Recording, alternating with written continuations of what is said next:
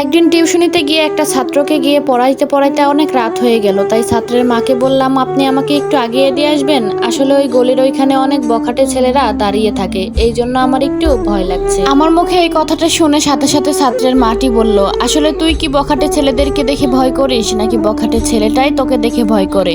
আসলে তোর যে গায়ের রং, তোকে দেখে তো অন্ধকার রাতে তারা খুঁজেই পাবে না। ছাত্রের মায়ের কথাটা শুনে আমার ভীষণ কষ্ট লেগেছিল, তারপরেও আমি নিচে নেমে এসে একা একাই হাঁটতে শুরু করলাম ভয়ে ভয়ে। কিছুই করার নেই, মাঝে মাঝে সৃষ্টিকর্তাকে বলতে ইচ্ছে করে, হে খোদা, তুমি যেহেতু দুনিয়াতে মানুষ হিসেবে আমাকে পাঠিয়েছো, তাহলে গায়ের রংটা একটু ফর্সা করলে কি এমন ক্ষতি হতো? গায়ের রং কালো হওয়ার জন্য মানুষের এত লাঞ্ছনা কষ্ট আর সহ্য হয় না। রাতে খাবার খাওয়ার সময় মা বাবাকে ভয়ে ভয়ে জিজ্ঞাসা করলো, কাল যে ছেলেটা রিতাকে দেখতে আসবে সেই ছেলেটার নাকি আগেও বিয়ে হয়েছিল। বাবা তখন বলল, হ্যাঁ বিয়ে করেছিল, সেই ছেলেটার 6 বছরের একটা ছেলেও আছে, তোমাদের কোনো সমস্যা? মা তখন নরম সুরে বাবাকে বলল, আচ্ছা এমন ছেলের কাছে আমাদের মেয়েটাকে বিয়ে দেওয়া কি ঠিক হবে? মায়ের মুখে এমন কথা শুনে বাবা সাথে সাথে প্লেটটা আছাড় দিল আর মায়ের দিকে রেগে এসে বলল, তোমার মেয়ের জন্য এমন ছেলে পছন্দ করব না তো রাজকুমার পছন্দ করব নাকি? তোমার মেয়ের শরীরের যেই রং, তোমার মেয়েকে কে বিয়ে করবে শুনি? মেয়ে পেটে থাকতে কি তোমাকে কয়লা খাওয়িয়েছিলাম যে কয়লার মতো গায়ের রং দিয়ে একটা মেয়েকে জন্ম দিয়েছো? একটা কথা কান খুলে শুনে রাখো,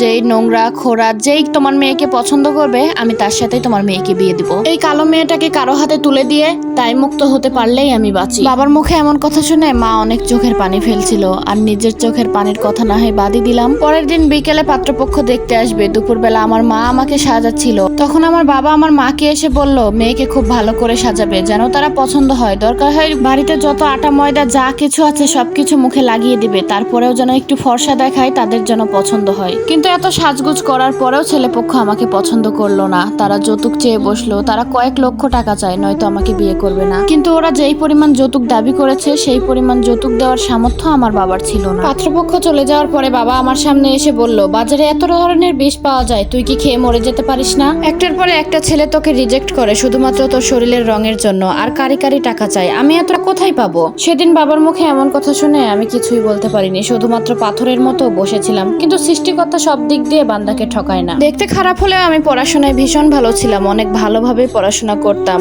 নিজ কানে পাড়া প্রতিবেশী এমনকি নিজের বাবা মার কাছ থেকে অনেক খারাপ খারাপ কথা শুনেছি, শুধুমাত্র শরীরের রংটা কালো হওয়ার জন্য। নিজের চোখের পানি অনেক ফেলেছি, কিন্তু তবুও আমি থেমে যাইনি। আমি আরো পড়াশোনায় মনোযোগ দিয়েছি, খুব ভালো করে পড়াশোনাও করেছি। আল্লাহর রহমতে 1 বছর পরেই আমার চাকরি হয়। এখন আমি একজন সরকারি কর্মকর্তা। একদিন অফিস থেকে এসে দেখি যেই মহিলাটি একদিন আমাকে বলেছিল অন্ধকার রাতে নাকি আমাকে খুঁজে পাওয়া যাবে না, সেই মহিলাই তার ছোট ভাইয়ের সাথে বিয়ের প্রস্তাব নিয়ে আমাদের বাসায় এসেছে। আমি হাসি মুখে তাকে বললাম, আচ্ছা ভাবি, আপনার ভাইকে আমাকে অন্ধকার রাতে খুঁজে পাবে বলেন? এটা শুনে অনেক লজ্জিত হয় উনি, কিন্তু কিছু করার নেই, এর থেকে বেশি কষ্ট তারা আমাকে দিয়েছে। তার কিছুদিন পরে অফিস থেকে আবারও এসে দেখি যেই ছেলেটা সেই দিন আমাকে রিজেক্ট করেছিল সেই ছেলেটাই আবার বিয়ের প্রস্তাব নিয়ে এসেছে। আমার বাবাকে সে বলছে তার কোনো টাকা পয়সা কিচ্ছু লাগবে না, শুধু আমাকে পেলেই চলবে। তখন আমি তাকে বললাম, ঠিক আছে আমি বিয়েতে রাজি, কিন্তু বিয়ের পরে কিন্তু আমি চাকরি করব না। ছেলেটি মুখটা কুঁচকিয়ে আমাকে বলল, কি বলেন, এত বড় চাকরি আপনি ছেড়ে দিবেন?